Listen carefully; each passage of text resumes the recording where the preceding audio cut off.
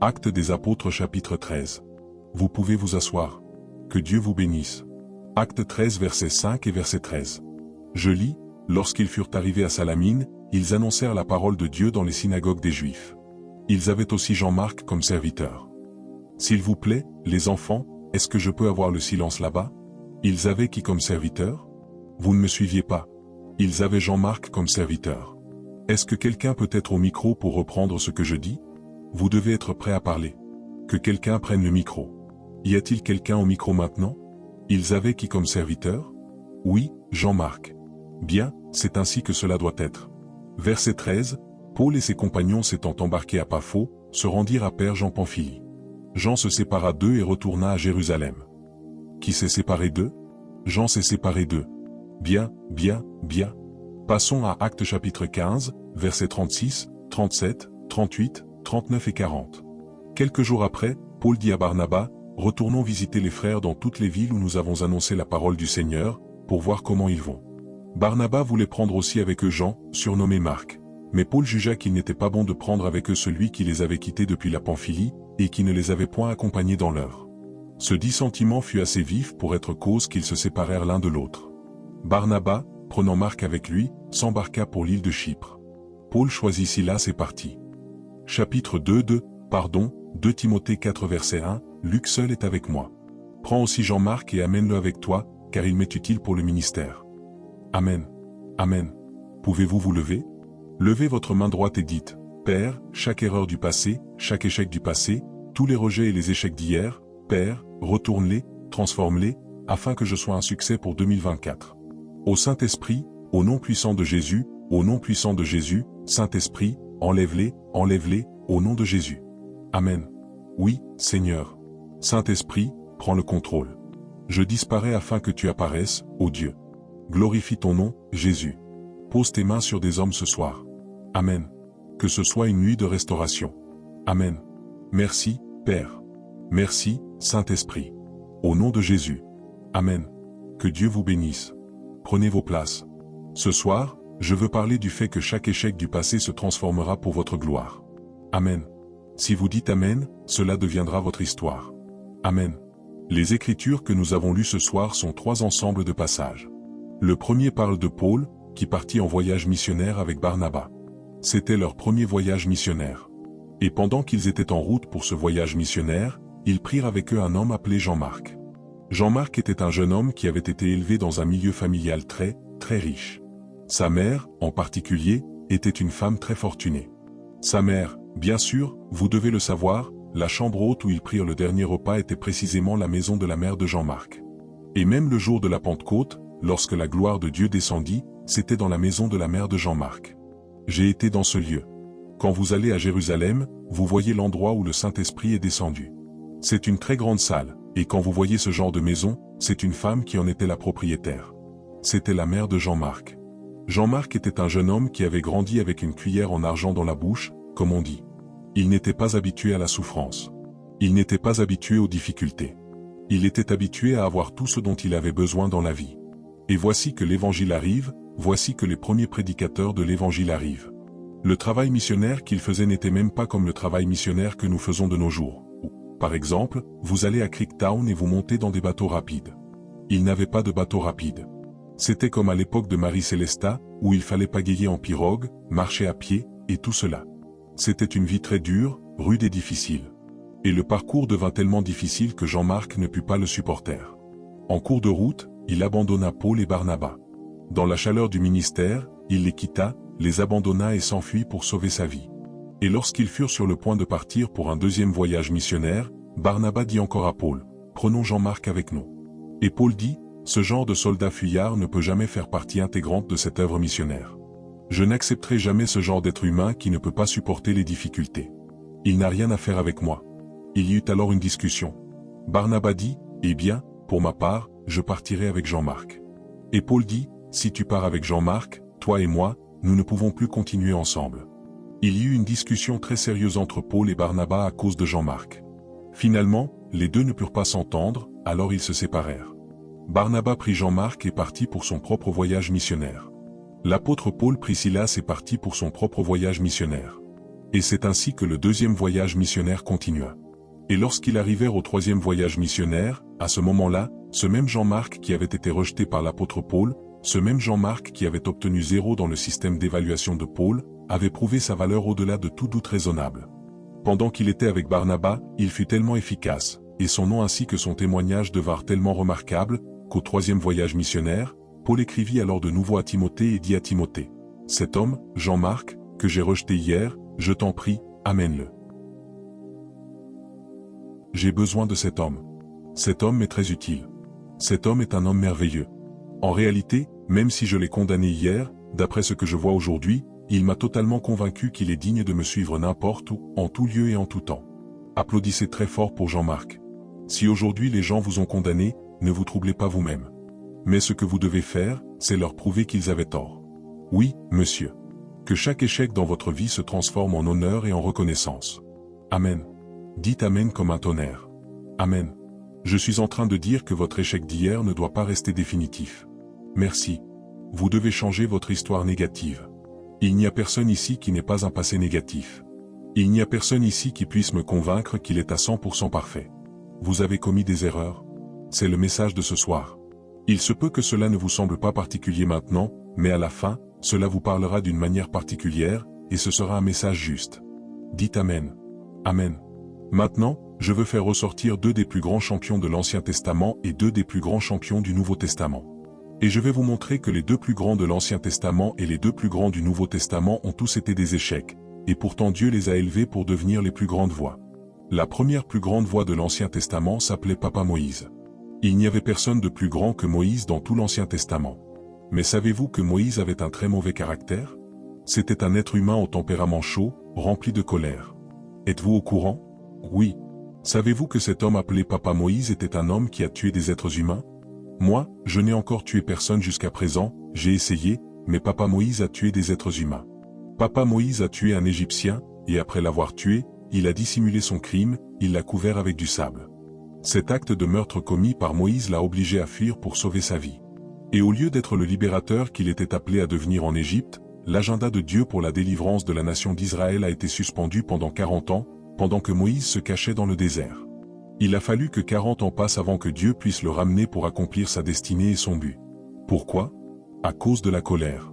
Ce même Papa Moïse, le grand général de Dieu, est monté sur le mont Sinaï. Je ne sais pas combien de personnes ici peuvent faire 40 jours de jeûne, sans nourriture et sans eau. Papa Moïse a passé 40 jours sans nourriture et sans eau. Quel grand général! Pouvons-nous célébrer ce grand général? Gloire, gloire! Et sur cette montagne, Dieu est apparu physiquement. Dieu a remis à Moïse des tables de pierre écrites par le propre doigt de Dieu. Je ne connais aucun homme dans tout le Nigeria à qui Dieu ait donné quelque chose venant du ciel, quelque chose qui ne venait pas de cette terre, et qui lui est remis pour le transmettre à sa génération. Papa Moïse était un si grand général.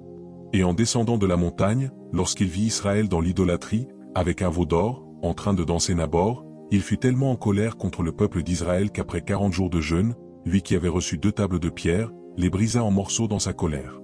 Il appela tous les anciens d'Israël, brûla le veau d'or et les força tous à le boire de force. C'était un homme au tempérament très chaud. Et il dut remonter pendant 40 autres jours afin de réécrire les premières tables qu'il avait perdues. C'est ce même Papa Moïse qu'un groupe de 3 hommes, Coré, Abiram et Dathan, vint défier. Moïse dit, « Si je suis un homme de Dieu, que ce qui n'est jamais arrivé arrive. Que la terre s'ouvre et engloutisse ces hommes méchants. Et le ciel ainsi que la création lui obéirent. La terre ouvrit sa bouche, engloutit Coré, Abiram et Dathan, engloutit leurs femmes, engloutit tous leurs enfants, et ils descendirent tous vivants. » C'était Moïse. Moïse est un homme de Dieu. Oh, il a tué un être humain. Moïse a tué des gens.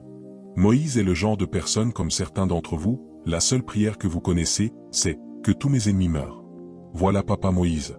Et finalement, Dieu dit à Moïse, « Moïse, ton peuple a très soif. Ils crient à moi pour avoir de l'eau. Ils n'ont pas bu, les animaux n'ont pas bu.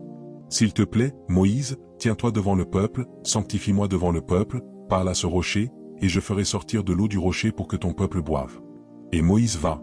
Au lieu de sanctifier Dieu devant le peuple, il se tint devant eux et dit, « Vous, êtres humains au cou raide, rebelles, Dieu vous punira. » Alléluia. Il les a réprimandés. Il les a condamnés. Il était tellement en colère contre eux. Il dit, « Vous, depuis le moment où je vous ai fait sortir d'Égypte, c'est ainsi que vous êtes. vous êtes un peuple très difficile.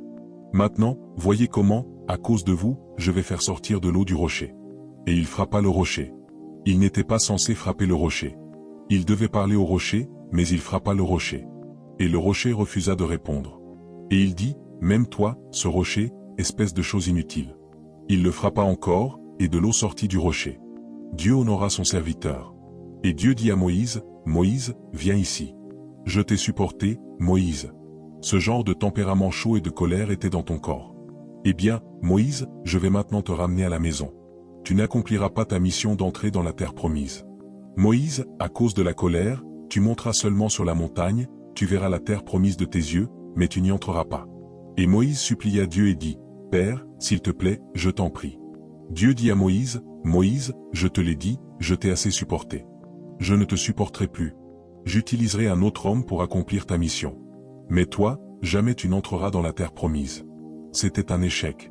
Mais ce même homme qui avait échoué, qui n'avait pas pu entrer dans la terre promise, mesdames et messieurs, environ 4000 ans plus tard, lorsque Jésus vint sur la terre et monta sur la montagne de la transfiguration, Dieu fit descendre ce même homme appelé Moïse avec Élie, et ils atterrirent dans la terre promise, l'endroit même où Dieu avait dit, « Tu ne peux pas entrer. » Moïse est finalement entré.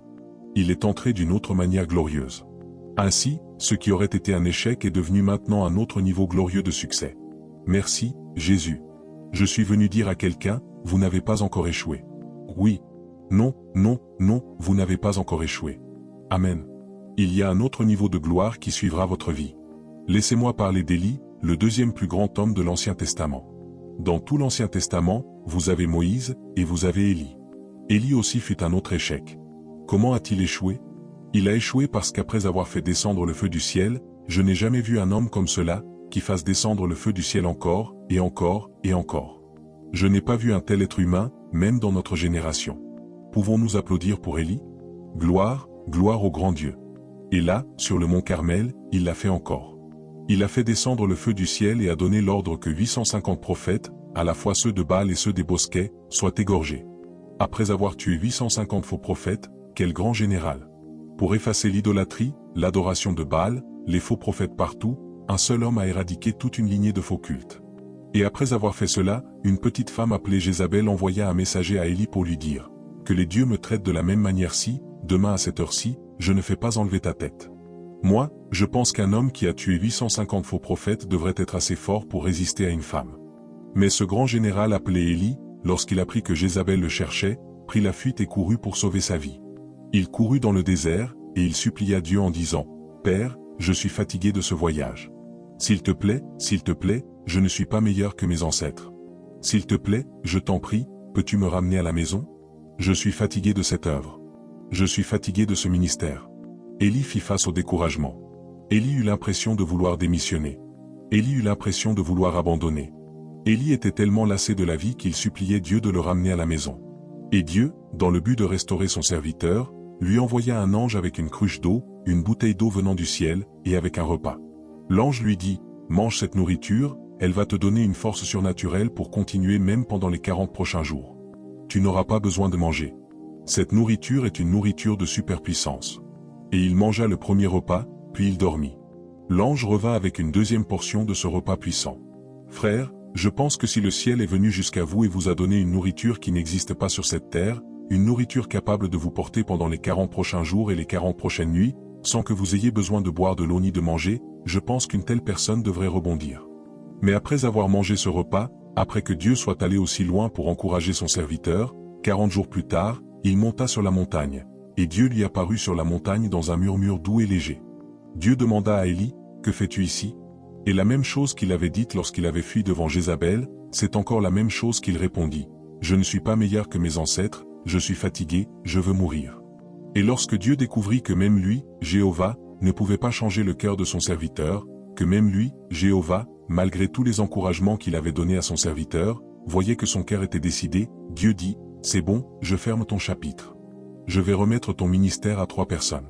Prends ton manteau, va oindre Jéhu, va oindre Élisée, va oindre Azaël. Je prendrai ce que j'ai placé sur ta vie et je le distribuerai à 3 hommes pour porter ta mission. » Et c'est ainsi que Dieu prépara le départ d'Élie pour la maison. Il était sur le point de rentrer à la maison comme un échec, comme un homme qui, à cause du découragement, s'était retiré du ministère. Mais savez-vous qu'un chapitre avant qu'il ne soit enlevé dans un char, il y eut l'incident de Naboth?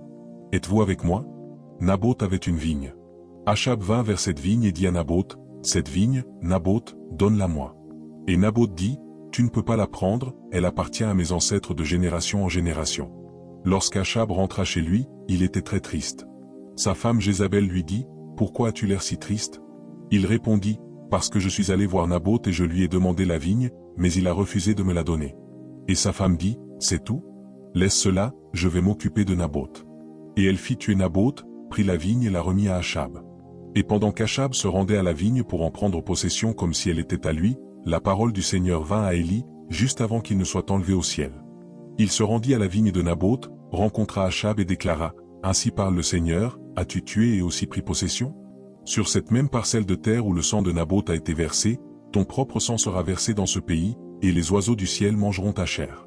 Quant à ta femme Jézabel, ainsi parle le Seigneur, elle mourra à Jizréel, et les chiens mangeront sa chair. Et toute ta descendance, tes 70 fils, toute ta postérité sera effacée. Tu n'auras jamais aucun homme pour s'asseoir sur le trône. » Criez Alléluia. Alléluia. L'homme devant lequel Élie avait fui, Jézabel et Achab, avant de mourir, il les a aussi affrontés et il les a jugés.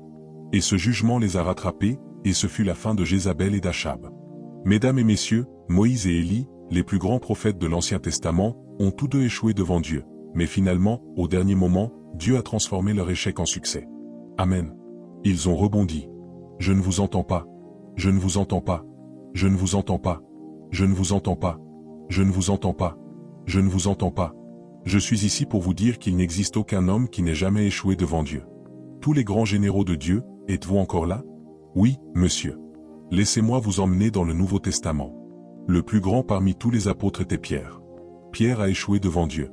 Jésus dit à Pierre, avant que le coq chante 2 fois, « Toi, Pierre, tu me renieras combien de fois? Combien de fois? 3 fois. » Et Pierre dit, « Jamais, cela ne pourra jamais m'arriver. Moi, Pierre, te renier? Non, non, non, je ne peux jamais échouer devant Dieu. » J'écoute l'un des chants que certaines personnes chantent de nos jours. Elles disent, « Jésus, si tu m'appelles 1 milliard de fois, je répondrai. » Et ces personnes qui chantent ce chant, moi je dis que si Boko Haram entrait là, vous les verriez sauter par la fenêtre. Il est très facile de chanter, très facile de faire des déclarations.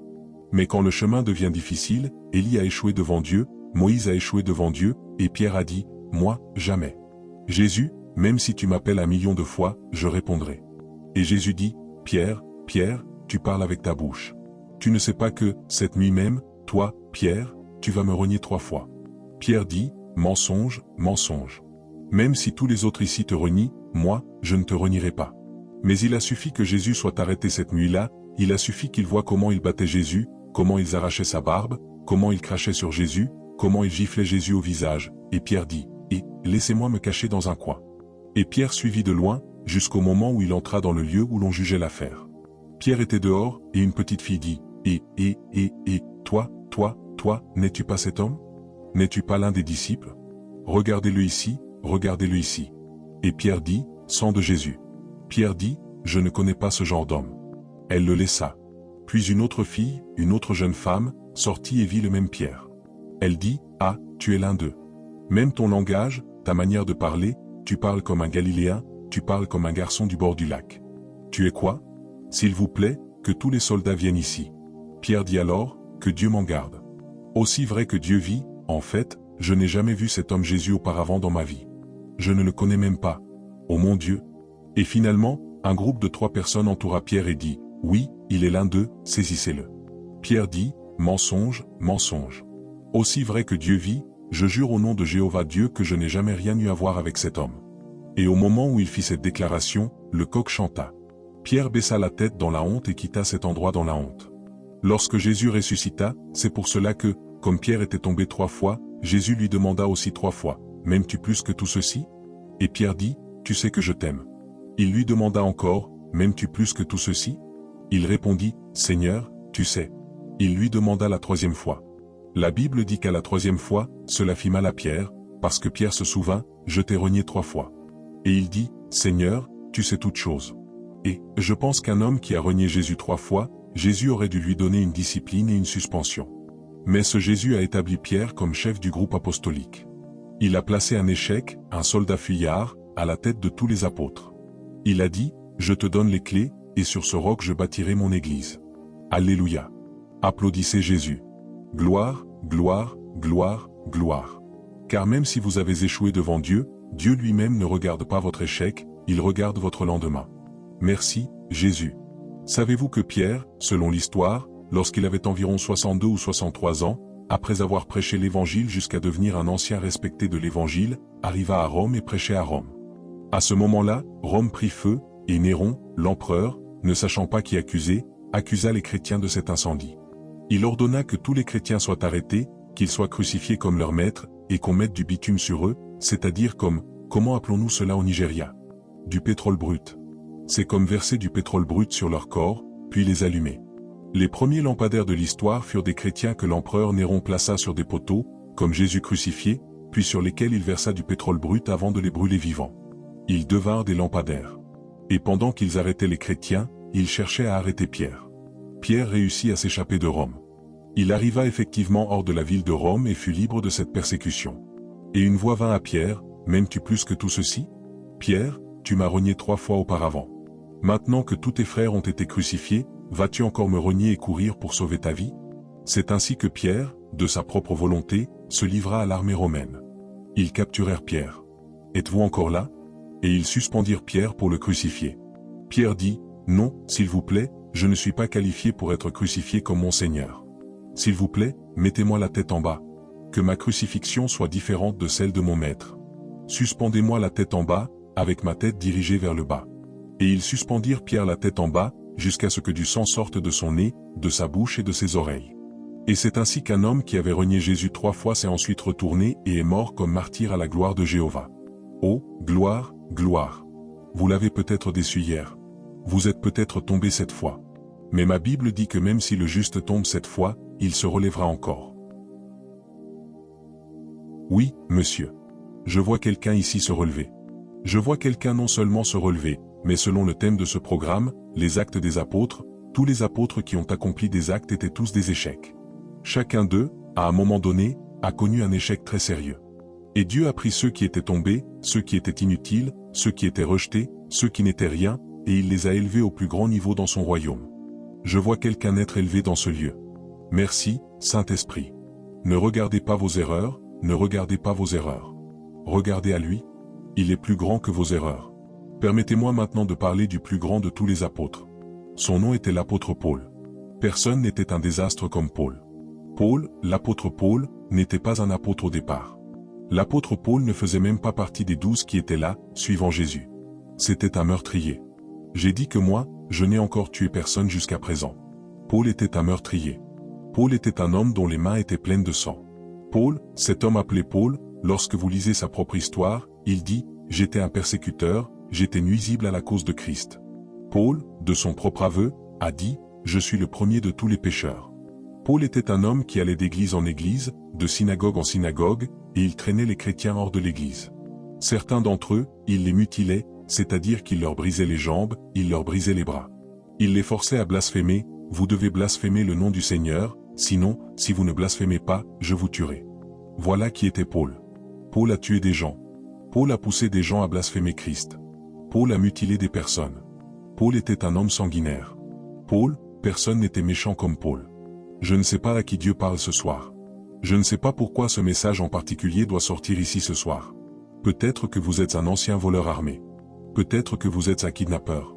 Peut-être que vous avez commis des meurtres en tant que garçon de confrérie, en tant qu'appartenant à une société secrète et à un culte, et vous avez tué, vous avez mutilé, vous avez égorgé.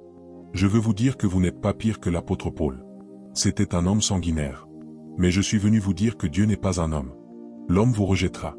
Les hommes diront, ne le laissez pas faire, ne lui donnez pas de chance. Mais notre Dieu a un cœur plus grand. Gloire au Saint-Esprit. Il descend vers le plus bas, et même pas seulement vers le plus bas, il descend vers le plus bas parmi les plus bas. Il apparut à Saul sur le chemin de Damas, et Saul, un homme sanguinaire, fut frappé et tomba à terre. Il cria, « Qui es-tu » Et la réponse fut, « C'est moi, Jésus, que tu persécutes. » Et, savez-vous que cet homme, Paul, fut converti? Il reçut le Saint-Esprit. Et lorsque la nouvelle arriva que Paul, cet homme qui allait d'église en église pour massacrer les chrétiens, s'était repenti, aucun d'eux, même Pierre, aucun d'eux ne voulut l'accepter. Ils dirent, non, ce n'est pas vrai. La seule personne qui pouvait accepter Paul, c'était Barnabas. Barnabas fut le seul à prendre Paul avec lui. Tous les autres s'enfuirent. Ils dirent, non, il nous trompe. Il fait semblant d'être chrétien afin que, lorsqu'il entrera dans l'église, il nous prenne tous et nous massacre jusqu'au dernier. Ils s'enfuirent tous. Seul Barnabas resta. Êtes-vous encore là? Oui. C'est pour vous montrer jusqu'où Paul était allé. Dieu, c'est ce même Paul sur qui la main de Dieu vint puissamment. Ce même Paul dépassa tous les apôtres. Ce même Paul écrivit maintenant les 2/3 du Nouveau Testament. Ce même Paul, la Bible l'appelle le chef des apôtres. Mesdames et messieurs, il y a quelqu'un ici que personne ne croit capable de devenir un vase puissant en Jésus. Votre nom sent mauvais, votre histoire sent mauvais, votre témoignage sent mauvais. Mais il y a un Dieu qui est plus grand que votre odeur, monsieur. Il y a un Dieu qui sait comment changer une histoire négative en histoire positive. Oh mon Dieu, oh mon Dieu, oh mon Dieu, oh mon Dieu. Je vois une personne puissante sortir de ce plan. Vous savez, j'ai dit que Dieu n'est pas un homme. Oh, si c'était moi, et que Paul s'était converti dans mon ministère, j'aurais dit à Paul, s'il te plaît, va t'asseoir d'abord dans l'église. Observe la classe des débutants. Assieds-toi. Ne touche à rien. Nous devons te surveiller et t'observer pendant au moins 3 ou 4 ans pour être sûr que tu es réellement né de nouveau. Moi, je ne lui aurais jamais donné le micro pendant au moins 4 ans. Oh, j'aurais veillé à ce que Paul prouve sa sincérité au-delà de tout doute raisonnable. Mais Dieu n'est pas un homme. Dieu n'a même pas donné à Paul une très petite fonction dans l'église. Dieu a pris le plus grand criminel et lui a donné la plus grande position, il lui a donné la plus haute fonction, apôtre. Et pas seulement apôtre, il a fait de lui le chef des apôtres. Applaudissez ce Jésus. Gloire. Waouh, quel grand Dieu, quel grand cœur.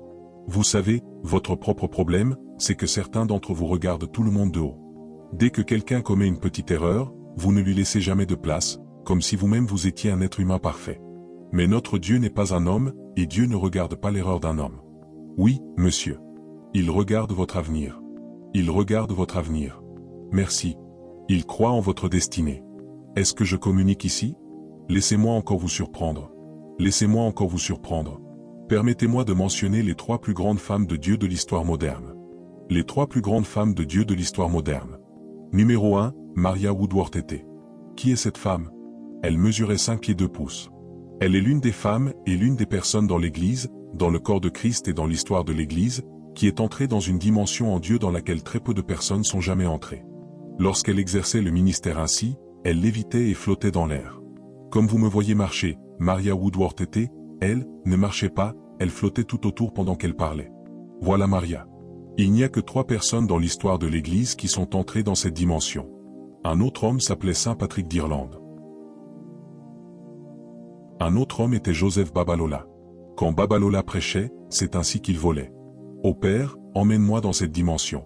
Quand je parlerai, je me déplacerai dans les airs, je me déplacerai dans les airs, je me déplacerai. Maria Woodworth-Eté avait le plus grand ministère de guérison de sa génération. Il n'y avait aucun homme pour rivaliser avec Maria. Mais laissez-moi vous surprendre, Maria était divorcée. Elle était quoi? Divorcée. Elle était quoi? Divorcée. Elle était quoi? Divorcée. Homme de Dieu, si une femme divorcée vient dans votre église et vous dit, « Dieu m'a envoyé dans votre église, j'ai un message, donnez-moi le micro », que lui direz-vous?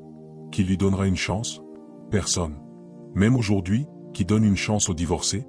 La deuxième personne parmi toutes les grandes femmes de Dieu s'appelait Aimée Semple Mcpherson, la fondatrice du Foursquare. Elle était 2 fois divorcée. Elle a construit la plus grande église, une méga-église, dans sa génération, l'Angelus Temple, un auditorium de 10 000 places. Elle faisait 3 services chaque dimanche, 30 000 membres. Chaque mercredi, elle organisait ce qu'on appelait la nuit des infirmes. Elle est connue comme la personne numéro 1 qui a relevé plus d'infirmes que tout autre être humain dans l'histoire du christianisme. Elle a relevé 32 000 infirmes. Si vous n'applaudissez pas, moi j'applaudirai. Gloire, gloire. 32 000 infirmes. De qui suis-je en train de parler? D'une femme 2 fois divorcée. C'est déjà assez grave pour vous de divorcer une première fois, puis vous revenez encore et vous divorcez une deuxième fois. Et pourtant, avec ce double dossier de divorce, Dieu vous choisit, vous donne sa puissance, fait de vous la plus grande ouvrière de miracles, parce que Dieu n'est pas comme vous. Oui, monsieur. Dieu n'est pas comme moi. Oui, monsieur. Vous pouvez condamner les hommes et les rejeter, oui, mais la manière dont je vois Dieu, c'est qu'il est comme spécialisé dans l'utilisation de ce qui est inutile. Il est spécialisé dans l'utilisation des misérables. Oui, monsieur. La troisième femme s'appelait Catherine Cullman. Catherine Cullman était aussi divorcée, et pourtant elle est connue comme la personne qui portait une puissance brute de miracle plus que tous les hommes que vous pourriez imaginer. Je ne comprends pas Dieu. Je ne comprends pas Dieu. Je pensais que Dieu était censé choisir les justes, les saints, les purs et les propres. Ô Seigneur.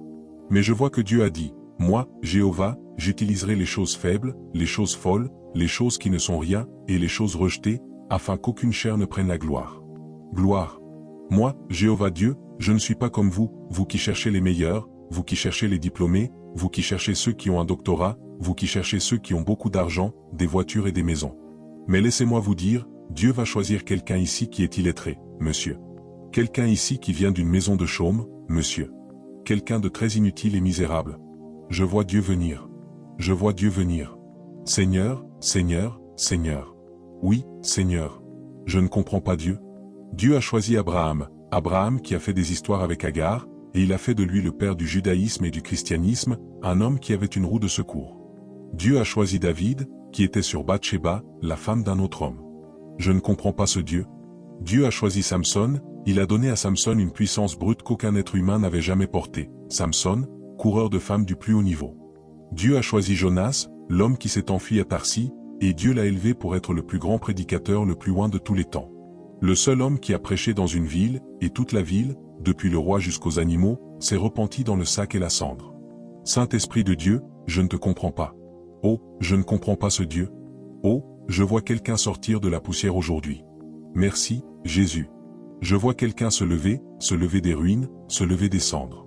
Je vous ai dit que moi, je ne suis personne, mais je viens de cet endroit, cette rue, cet endroit, c'est là que je suis né. C'est là que je suis né. Et lorsque Dieu m'a appelé il y a 40 ans, lorsque je suis devenu pasteur et que j'ai répondu à l'appel comme pasteur dans les assemblées de Dieu, mon jeune frère était un déficient mental. Mon propre frère, même père, même mère, avait le cerveau d'un enfant de 3 ou 4 ans. Mon frère, son nom est John. Pendant que je prêchais dans l'église, il s'asseyait au premier rang. Apportez-moi cette chaise, gardez-la ici, tournez-la de ce côté. Oui. Pendant que je prêchais, mon frère s'asseyait au premier rang et faisait comme ceci. Pensez-vous que c'est facile de prêcher? Non, monsieur. Pensez-vous que c'est facile de déclarer la parole de vie pendant que les gens demandent, si celui-ci est un homme de Dieu, pourquoi son propre frère est-il comme cela? Où est son Dieu? Dieu, je suis passé par cette honte pendant la première année, puis la deuxième année de mon appel et de mon ministère. L'embarras était tellement grand qu'un jour, l'église eut une discussion autour d'une table pour savoir pourquoi l'église ne fonctionnait pas bien. Et la première personne qui leva la main dit, la raison pour laquelle cette église descend, c'est ce pasteur. C'est moi, le révérend pasteur Thio, qui suis un tonneau vide. Il est une cheville carrée dans un trou rond. Il n'a rien à offrir. Savez-vous ce que cela signifie d'être rejeté par les gens? J'ai quitté Londres pour venir au Nigeria répondre à l'appel pour mon peuple, et les gens auprès desquels je suis venu m'ont rejeté. Ajoutez à cela, Jésus, je viens d'une fondation où mon père était le président national des Ogoni. Mon père, ce quartier général, mon père était en charge de cela. Mon père, tous les démons de ce pays, mon père en était le contrôleur. Et j'ai répondu à l'appel, et tous les démons du pays me combattaient. Je prêchais pendant la journée comme pasteur, et la nuit, le python venait me combattre. Après 2 ans, 3 ans à être pasteur, en l'année 1987, j'ai dit, Dieu, je ne peux plus supporter cela. Comme Élie qui a fui devant Jézabel. J'ai pris mon stylo, j'ai pris mon papier, et j'ai commencé à écrire une lettre de démission, disant que je ne pouvais plus continuer. Pendant que j'écrivais cette lettre, quelqu'un frappa à la porte. Je suis allé ouvrir la porte. L'homme qui se tenait à la porte était un diacre de mon église. Il s'appelait JB.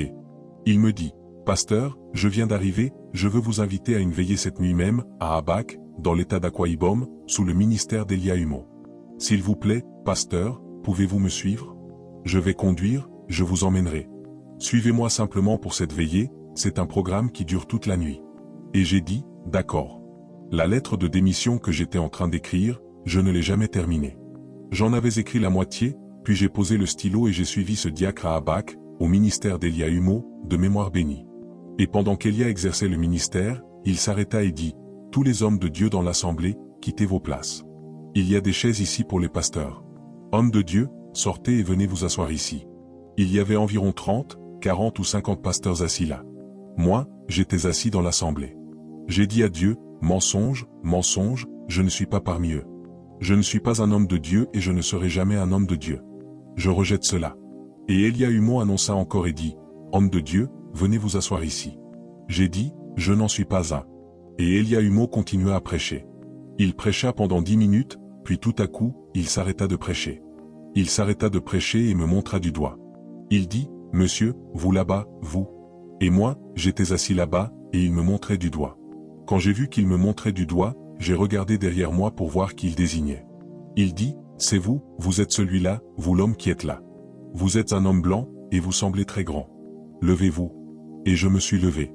Il vint et dit, Ainsi parle le Seigneur Dieu, je t'ai appelé dès le sein de ta mère. Et je t'ai choisi dès la fondation de la terre. Oui, monsieur. Pourquoi fuis-tu loin de moi? Pourquoi veux-tu démissionner? Où vas-tu fuir? Il n'y a aucun endroit où tu puisses fuir.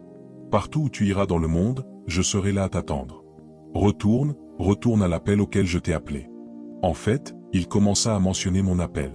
Je ne peux même pas tout vous dire, parce qu'il a mentionné des choses dans lesquelles je ne suis même pas encore entré. Il commença à prophétiser et à déclarer mon appel sur la terre. Et il dit, Jeune homme, retourne, Dieu t'a appelé. C'est ainsi que je suis retourné à Calabar. J'ai pris mon papier de démission et je l'ai mis dans la poubelle. Me voici aujourd'hui. Merci, Saint-Esprit. Gloire. Merci, Saint-Esprit. Gloire, gloire. Me voici aujourd'hui, l'homme qui a voyagé dans plus de pays que n'importe quel autre prédicateur de tout l'État de Cross River, l'homme qui a écrit plus de livres que n'importe quel autre prédicateur de tout l'État de Cross River. La pierre que les bâtisseurs avaient rejetée est devenue la pierre angulaire. Gloire. Vous ont-ils rejeté? Votre famille a-t-elle dit que vous êtes inutile? Votre père vous a-t-il renié? Votre mère vous a-t-elle rejeté?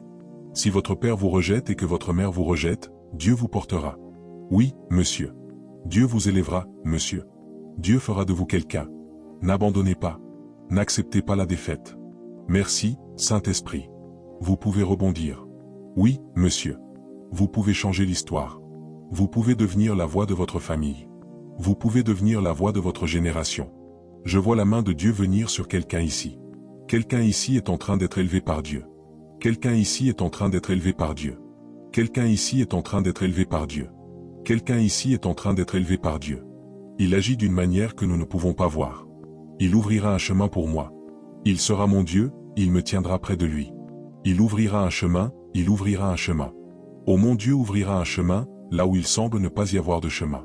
Il agit d'une manière que nous ne pouvons pas voir. Dieu prendra soin de ses enfants dans son amour. Il le fera, il le fera.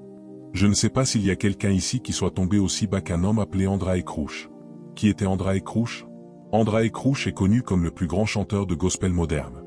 Il est le père des chanteurs de gospel moderne. Andraé Crouch était l'un de ces hommes qui, dans toutes les croisades de Billy Graham, à part Beverly, était celui qui chantait pour amener les pécheurs à l'autel. Andraé Crouch a composé tellement de chants puissants. L'un des chants d'Andraé Crouch disait que le sang ne perdra jamais sa puissance. Oui, il atteint la plus haute montagne, et il coule jusqu'à la vallée la plus basse. Le sang qui me donne la force jour après jour ne perdra jamais sa puissance. Vous connaissez le chant dont je vous parle. Vous connaissez ce chant? Oui, papa. C'est le même homme qui a écrit le chant qui dit « Bientôt, très bientôt, nous allons rencontrer le Seigneur. Bientôt, très bientôt, nous allons rencontrer le Seigneur. Bientôt, très bientôt, nous allons être avec Dieu.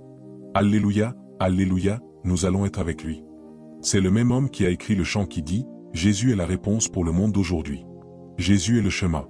Jésus est la réponse pour le monde. » C'est le même homme qui a écrit un chant disant « À travers tout cela, j'ai appris à faire confiance à Jésus. » C'est le même homme qui a écrit le chant qui dit « C'est Jésus, oh, c'est Jésus dans mon âme, car je peux toucher le bord de son vêtement, et son sang m'a guéri. » Mesdames et messieurs, l'homme Andraé Crouch devint un phénomène en Amérique et partout dans le monde. Toutes les chorales, partout dans le monde, chantaient ses chants. Il devint un nom connu dans toutes les maisons. Il devint tellement célèbre et tellement populaire. Il écrivit plus de 400 des plus grands chants de gospel. Andraé Crouch devint tellement populaire que les stars d'Hollywood commencèrent à l'inviter. Elvis Presley, Michael Jackson, et tous ceux que vous pouvez imaginer. Jusqu'à ce qu'Andraé Crouch soit englouti par le système du monde. Jusqu'à ce qu'Andraé Crouch ne rétrograde pas seulement spirituellement, mais rétrograde au point que son dos se retrouve par terre. Il quitta sa femme, quitta ses enfants, et vous voyez Andraé Crouch se déplacer avec 5 jeunes filles en même temps. Andraé Crouch devint un très grand ivrogne. Andraé Crouch commença à s'injecter de l'héroïne et des drogues. L'homme qui avait secoué le monde avec l'évangile était tombé au-delà de toute mesure. Tout le monde l'avait rejeté, et les gens disaient qu'il ne pourrait jamais revenir, qu'il était allé trop loin. Mais lorsque tout le monde croyait qu'Andraé Crouch était fini et qu'il appartenait à l'histoire, lors d'une croisade comme celle-ci, où un jeune homme inconnu prêchait, Andraé Crouch se tenait loin, caché quelque part dans l'ombre. Il pleurait, il sanglotait, il gémissait, parce qu'il savait que c'était Jésus que cet homme prêchait. Et lorsque l'appel à l'autel fut lancé, les gens furent choqués de voir sortir de l'ombre un homme qui avait secoué le monde avec l'évangile et qui venait à l'autel. Il ne s'agenouilla pas, il se coucha complètement à plat, et il pleura jusqu'à retrouver le chemin de Jésus. Et lorsqu'il revint à Jésus, il écrivit un chant avant de mourir, et ce chant disait « Ramène-moi, ramène-moi, cher Seigneur, au lieu où je t'ai reçu pour la première fois, Jésus. Ramène-moi, ramène-moi, cher Seigneur, là-haut pour la première fois. » Vous savez, chantez ce genre de chant. Ramène-moi, ramène-moi, Seigneur, au lieu où je t'ai reçu pour la première fois, Jésus. Ramène-moi, ramène-moi, cher Seigneur, là-haut. Lorsqu'Andraé Crouch sortit ce chant, et que la nouvelle de sa repentance se répandit partout dans le monde, ce seul chant poussa des millions de personnes dans le monde entier à dire « Si Andraé Crouch peut revenir, alors moi aussi je peux revenir. » Il revint, et quelques semaines plus tard, il s'endormit dans le Seigneur. Je suis venu dire à quelqu'un ici aujourd'hui, vous pouvez y arriver. Oui, monsieur. Vous pouvez rebondir. Vous pouvez devenir un plus grand vase dans la dernière partie de votre vie. Amen. Peu m'importe l'erreur que vous avez commise. Peu m'importe à quel point votre nom sent mauvais partout. Dieu veut vous utiliser. Dieu veut vous élever. Où que vous soyez, levez-vous. Où que vous soyez, ne soyez pas trop juste. Ne soyez pas un homme saint, comme si ce message n'était pas pour vous. Que tout le monde lève les mains et commence à crier vers Dieu. Criez vers Dieu. Si tu peux utiliser un pécheur, Père, utilise-moi. Si tu peux utiliser une personne misérable, utilise-moi. Si tu peux utiliser un échec, au moins, nous revenons, Seigneur. Nous revenons vers toi, Jésus, au lieu où je ne vous entends pas crier. Je ne vous entends pas crier. Oh, où sont les gens au micro? Il est temps de crier vers Jésus. Il est temps pour ceux qui sont brisés de se réconcilier avec la miséricorde. Ramène-moi, Jésus, Jésus. Oh mon Dieu, oh mon Dieu. Il est très regrettable qu'aujourd'hui nos chorales aient perdu ces anciens chants. Ceux-là étaient les vrais chants de croisade de l'Évangile, depuis l'époque de Billy Graham. Ceux-là sont les vrais chants de l'Évangile, et ce sont les chants dont on a besoin sur les terrains de croisade, parce que ce sont des chants qui venaient du ciel et qui touchent jusqu'à la moelle des os. Ce sont ces chants-là. Andraé Crouch, es-tu ici ce soir? Tu as l'impression d'abandonner. Tu as l'impression de démissionner. En réalité, tu es fatigué du voyage chrétien. Es-tu ici ce soir? Tu peux même être pasteur.